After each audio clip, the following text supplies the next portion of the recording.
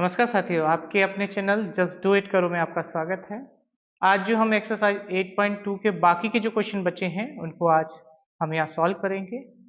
चलिए तो वीडियो को स्टार्ट करते हैं। Question number 3, if tan a plus b is equal to √3 and tan a minus b is equal to 1 upon √3, 0 degree is smaller than a plus b and equal to and smaller than 90. A is greater than B, find A and B। यानी आपको यहाँ पे दिया हुआ है tan A plus B की जो value है वो √3 है और tan A minus B की वैल्यू दे रखी है 1 upon √3। तब आपको यहाँ दिया है कि जो A plus B है और उन दोनों को योग कर रहे हैं वो 0 से बड़ा है, लेकिन 90 से छोटा और बराबर भी हो सकता है। लेकिन यहाँ पे ये भी दिया है कि जो A है वो B से बड़ा है, तब आपको A और B की वैल्यू निकालनी है। चलिएगा। सबसे पहले यहाँ दिया है tan a प्लस बी और आपको पता है √3 जो कि tan 60 की वैल्यू होती है, तो tan से तो tan डिडक्ट कर लेंगे, a plus b is equal to हो जाएगा आपका 60। इसे मान लिया हमने इक्वेशन फर्स्ट। इसी प्रकार से इसको देखेंगे, यहाँ दिया है आपका tan a minus b is equal to और 1 अपॉन √3 जो वैल्यू होती है वो होती है tan 30 की। सो tan से tan को डिडक्ट कर देंगे, a minus b is equal to हो जाएगा आपका 30। इसे मान लेंगे हम इक्वेशन सेकेंड। दोनों इक्वेशनों को ऐड कर लेते हैं, adding equation first and second. So a plus b is equal to 60 and a minus b is equal to 30। आप देखिए ये पॉजिटिव ये नेगेटिव, यहाँ हो जाएगा 2a इज इक्वल टू यहाँ आ जाएगा आपका 90 एंड देन a की वैल्यू निकालेंगे तो इससे डिडक्ट हो जाएगा, यहाँ आ जाएगा आपका 45। तो a की वैल्यू निकल आई 45। अब हम b की वैल्यू निकाल लेंगे, तो क्या करेंगे, the value of a is putting equation first. और हमारी इक्वेशन फर्स्ट जो दे रखी है ये, तो a की जगह हम रख देंगे यहाँ पर 45, b is equal to 60 and 45 को ट्रांसफर करेंगे तो b की वैल्यू हो जाएगी 60 minus 45, v is equal to हो जाएगा आपका 15। ये हो गया इसका आंसर। देखेंगे, state whether the following are the true और false, justify your answer. So इसका फर्स्ट जो पार्ट दिया है कि sine a plus b is equal to sine a plus sine b। अब यहाँ पे हम देखते हैं कि ये ट्रू है या फॉल्स। तो यहाँ पे मान लेते हैं let a is equal to हमने मान लिया यहाँ पर 30 and b is equal to हमने मान ली यहाँ पे वैल्यू 60। ओके, सो साइन यहाँ पे इसकी वैल्यू रखेंगे तो यहाँ आ जाएगा आपका 30 plus 60 and sine 30 plus sine 60 sine 90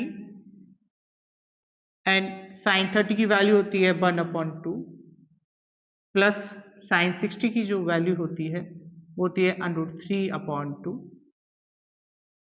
इसकी वैल्यू निकाली वो आई 1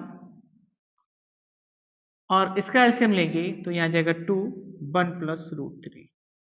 तो आपने देखा ये जो वैल्यू है वो सेटिस्फाई नहीं कर रही है, इसलिए ये जो होगा वो होगा फॉल्स। तो सेकेंड देखेंगे, the value of sine theta increases as theta increases. आपने देखा होगा जब हम साइन की बात करें तो साइन सबसे पहले हम बात करेंगे 0 की, उसके बाद 30, उसके बाद आपका 45, उसके बाद 60, उसके बाद 90।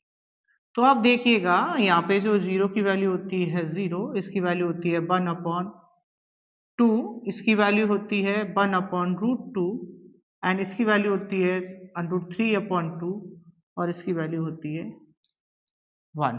तो आप यहाँ पे देख रहे हैं इसकी जो वैल्यू है वो इंक्रीज होती चली जा रही है, ठीक है ना। सो ये जो वैल्यू है वो जैसे जैसे थीटा बढ़ता जा रहा है वैसे वैसे इसकी वैल्यू क्या हो रही है, इंक्रीज हो रही है। इसलिए ये स्टेटमेंट होगा तो ये होगा आपका ट्रू। इसी का थर्ड देखेंगे, the value of cos theta increases as the theta increases. तो जैसे ही अभी हमने इससे पहले वाला किया था वैसे ही इसको देखेंगे। तो देखिएगा थोड़ा ध्यान से कि cos 0, 30, 45, 60 और 90। अब थोड़ा सा ध्यान देंगे यहाँ पर, cos 0 की वैल्यू होती है 1, इसकी वैल्यू होती है √3/2, इसकी वैल्यू होती है 1/2 और इसकी वैल्यू होती है 1/2 और यहाँ पे इसकी वैल्यू हो जाती है 0। तो आपने देखा कि जैसे जैसे थीटा बढ़ रहा है लेकिन इसकी जो वैल्यू है वो डिक्रीज हो रही है, लेकिन यहाँ पे बोल रहा है इंक्रीज के लिए, इसलिए ये स्टेटमेंट जो हो जाएगा वो हो जाएगा आपका फॉल्स। अब इसका फोर्थ पार्ट देखेंगे, sine theta is equal to cos theta for all value of theta. तो यहाँ पे ये बोला जा रहा है कि ये साइन थीटा की वैल्यू है वो कॉस थीटा की वैल्यू के सभी वैल्यूओं के बराबर हो सकता है। चलो इसको चेक कर लेते हैं। तो अगर हम यहाँ पे मान लें कि अगर थीटा की वैल्यू आपकी अगर 0 हो तब क्या होगा, तो आप देखेंगे कि साइन 0 की वैल्यू जो होती है वो होती है 0 एंड कॉस 0 की जो वैल्यू होगी वो होगी 1। तो आपने देखा क्या ये दोनों वैल्यू इक्वल हैं? नहीं। तो ये दोनों जब आपकी वैल्यू इक्वल नहीं है इसलिए ये जो स्टेटमेंट हो जाएगा वो हो जाएगा आपका फॉल्स। इसका फिफ्थ पार्ट देखेंगे, जो कॉट ए है वो क्या है, not defined for value a is equal to 0। जब आपने ट्रिग्नोमेट्री मैंने टेबल बताया था तो आपने देखा था कि जो कॉट 0 की जो वैल्यू होती है वो इनफाइनाइट होती है यानी नॉट डिफाइंड होती है, इसलिए जो स्टेटमेंट है वो आपका क्या है, ट्रू।